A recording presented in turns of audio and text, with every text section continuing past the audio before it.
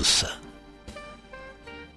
Isuse blagi, u doba kasnih sati, kad još bdiju siromasi tvoji, skromnom krojaču odvešću te da ti jedno obično odijelo skroji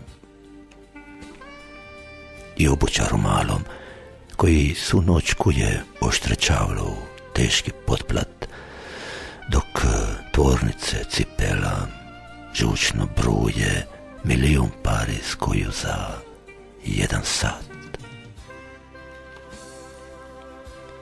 Zatim čovjeku koji šešire pravi sa spuštenim obodom da skriju bol. Jedan će da se nakrije na tvojoj glavi, prostran, da u se primi tvoj aurol.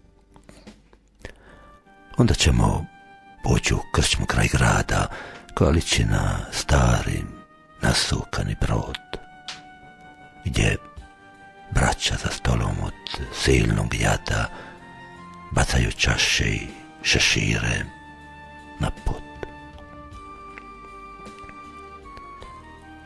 Prvi krik pjetla bit će britka strijela od koje će srce da krvari. Drugi krik pjetla bit će mrak u dnu čela.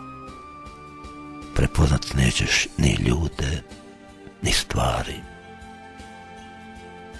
A trećim krikom, kad se pjetli jave, o Isuse, zatetorat ćeš od bola. Tvoj šešir će pasti s glave, šešir i aurola.